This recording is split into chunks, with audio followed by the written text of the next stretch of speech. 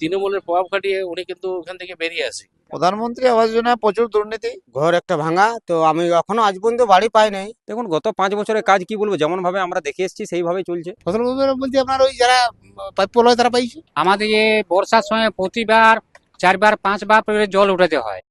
বিগত 2-3 বছর আগে বাচ্চা মেয়ে একটা দর্জির দোকানে সেলাই করতে নিয়ে গেছিল, এক মুসলিম দরজা লক করবে বাচ্চাটাকে ধর্ষণ করার চেষ্টা করে। তৃণমূলের প্রভাব খাটিয়ে উনি কিন্তু ওখান থেকে বেরিয়ে আসে। নারীর এখানে কোনো সুরক্ষা নেই। মমতা ব্যানার্জি তো বলে দিয়েছে যে সন্ধ্যা 8টার পর থেকে বেরোতে বারণ করেছে। প্রধানমন্ত্রী আবাস যোজনা দুর্নীতি সম্পর্কে এখন এখানে তৃণমূলের নেতারা চাইছে কি, টাকা দাও ঘর নাও, মানে আগে টাকা দিতে হবে 10,000 15,000 20,000, তারপর ঘর নিতে হবে। টাকাগুলো অরিজিনাল চাষিরা 1 টাকা পায়নি এবং তাদের ভুয়ো সার্টিফিকেট দেখিয়ে তারা নিজেরা প্রভাব খাটিয়ে টাকা পয়সাগুলো কেউ 50,000 60,000 40,000 30,000 এরকম টাকা নিয়ে অ্যাকাউন্টে সব ঢুকিয়ে নিয়েছে। এভাবে তছনছ করেছে এই শস্য বিমার টাকা।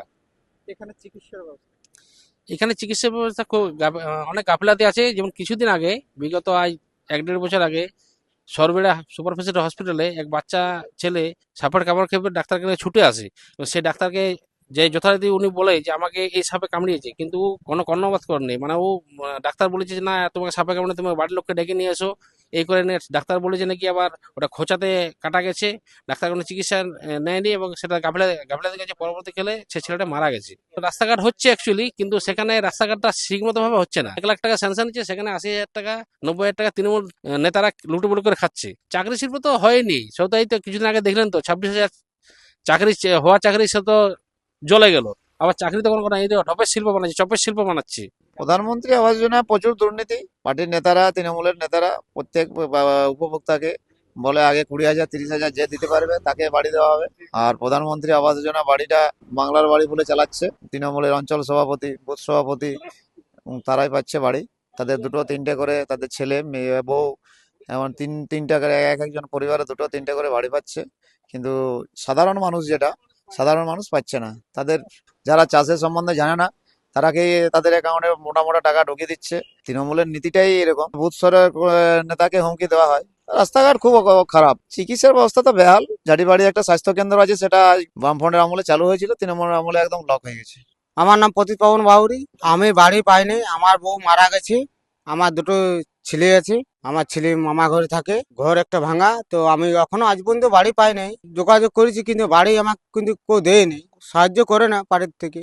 কিন্তু পার্টিকে আমি ভোট দিই, কিন্তু পার্টি আমাকে কিছু সাহায্য করে না। ছাতনায় দেখুন বিভিন্ন রকমের অসুবিধা আছে। কৃষকরা যারা জমি ফসল চাষ করছে, তাদের মানে যদি জলের এতটা অভাবে চাষের জমির জলের ব্যবস্থা যদি হয় কোনো ড্যাম বা ক্যানেলের মাধ্যমে বা কোনো কিছু জলসেচের কোনো উপকরণের মাধ্যমে ব্যবস্থা করা যায়, সুব্যবস্থা করা যায়, তো চাষিরা ভীষণভাবে উপকৃত হবে। দেখুন গত 5 বছরের কাজ কি বলবো, যেমন ভাবে আমরা দেখে এসেছি সেইভাবেই চলছে। চিকিৎসা ব্যবস্থা দেখুন হসপিটাল হয়েছে ঠিকই, কিন্তু উন্নত মানের চিকিৎসা যেটা হওয়া উচিত সময় অনুসারে সেটা কিন্তু এখনো হয়নি। আর ডাক্তার অ্যাভেলেবেল যেটা থাকা দরকার সেটা কিন্তু নেই। বাংলা চাকরি শিল্প নিয়ে আমরা ধরুন অনেকে পড়াশোনা করে বিভিন্ন ডিগ্রি নিয়ে বসে আছে, ঠিক আছে, যে হারে কর্মসংস্থান প্রয়োজন তার মনে হয় 1/3ও হয়নি। নারী শুল্ক বলতে ধরুন এমনি সবাই ঠিক ছিল, কিন্তু ওটা হয়তো কোনো কারণবশত হয়ে গেছে যে যারা ন্যায্য পায় না তারা পায় না। ফসল বলতে আপনার ওই যারা প্রাপ্য লয় তারা পাইছে। সাধারণত আমাদের এখানে সব থেকে বেশি হচ্ছে জল, বুঝলেন, জল স্কুলের আমাদের সব থেকে অসুবিধা। চিকিৎসার এই যে হেলথ সেন্টার করছি, হেলথ সেন্টার ধরুন আমাদের খুব একটা যে ডাক্তার নাই। শুনুন, আমি সব জানি না।